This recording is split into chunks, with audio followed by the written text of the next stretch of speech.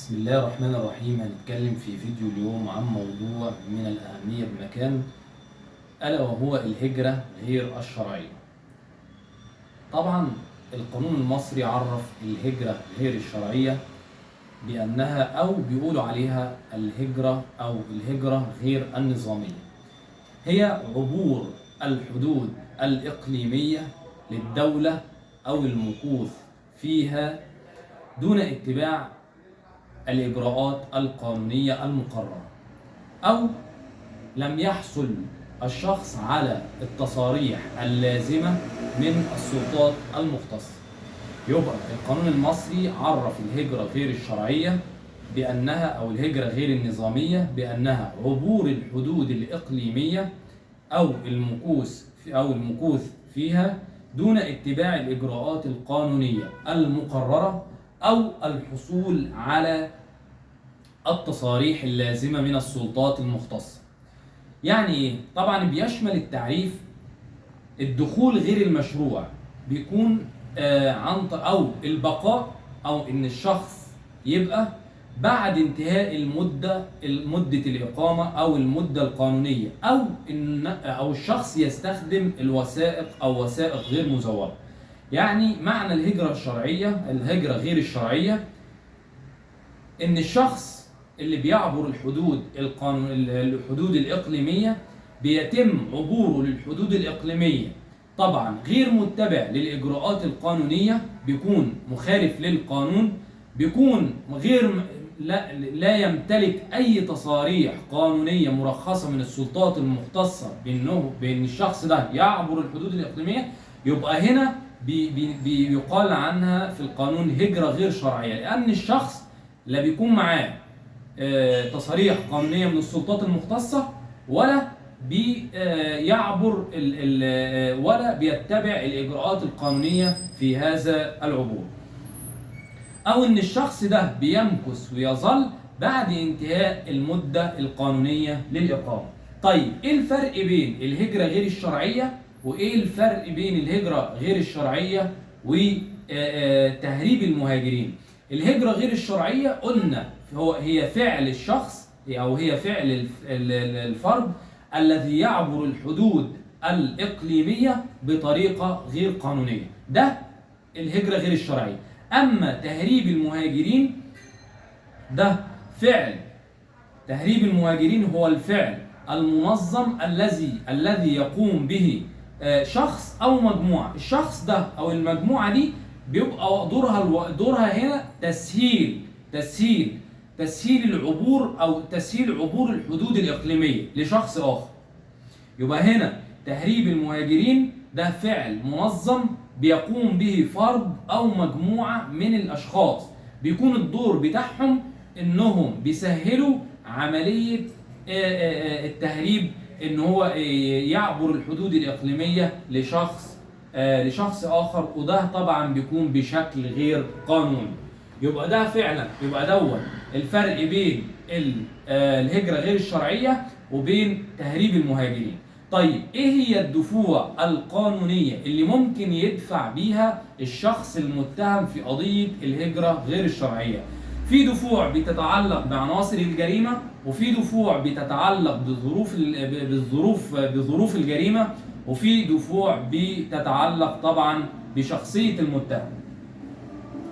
لما نيجي نتكلم عن الدفوع اللي ممكن أو يجوز للمتهم الدفع بيها عندما يكون متهم في قضية هجرة غير شرعية، أول الدفوع المتعلقة بعناصر الجريمة، منها الدفع بعدم توافر الركن المادي. إيه هو الدفع بعدم توافر الركن المادي؟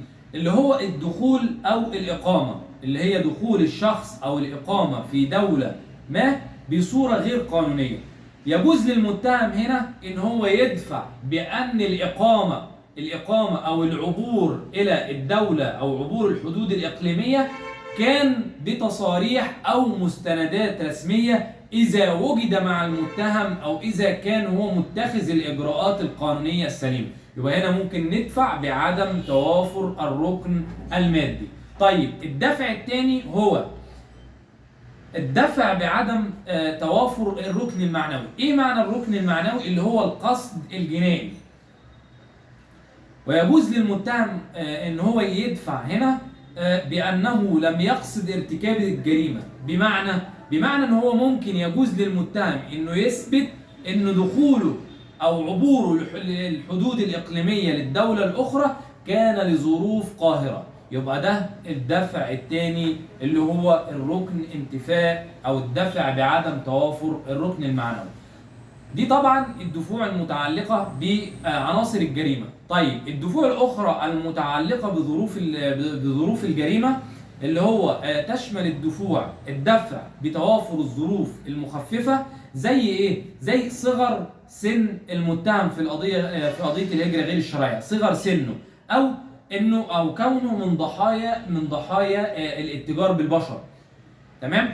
الدفع الآخر اللي هو بعدم صحة الاستدلالات التي بني عليها الحكم، يعني يدفع المتهم بعدم صحة الاستدلالات التي بني عليها الحكم. ممكن مثلا عدم صحة اعتراف المتهم أو عدم صحة شهادة الشهود. ده يعني الدفع بعدم صحة الاستدلالات التي بني عليها الحكم.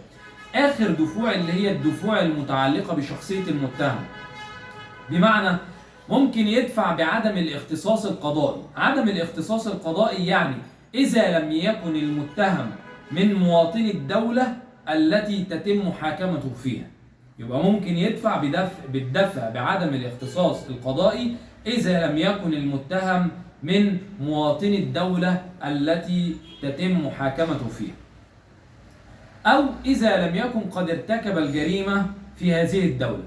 الدفع الآخر الدفع بالعفو أو الصلح، بمعنى إذا صدر عفو عن المتهم أو تم الصلح بينه وبين المجني عليه. يبقى طبعا اتكلمنا في الفيديو ده عن طبعا قضايا الهجرة غير الشرعية كل يوم بتزداد. تلاقي الشباب طالع هجرة غير شرعية. طب ما هنا القانون جرم الهجرة غير الشرعية، زائد ان العقوبة بتاعت قضايا الهجرة غير الشرعية قضايا طبعا بيجرمها القانون المصري. فهنا في الفيديو ده اتكلمنا عن الهجرة غير الشرعية، القانون المصري عرفها وذكرها بايه. اتكلمنا عن ايه الفرق بين الهجرة غير الشرعية وتهريب المهاجرين. وطبعا تهريب المهاجرين بيبقى عقوبته اشد.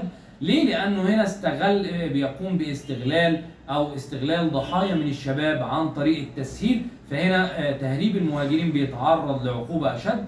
طبعا اتكلمنا عن الدفوع المتعلقة أو الدفوع التي يجوز بها الدفع للمتهم في القضية غير الشرعية، في قضية الهجرة غير الشرعية. قلنا إن في دفوع متعلقة بعناصر الجريمة، في دفوع متعلقة بظروف الجريمة، في دفوع متعلقة بشخصية المتهم.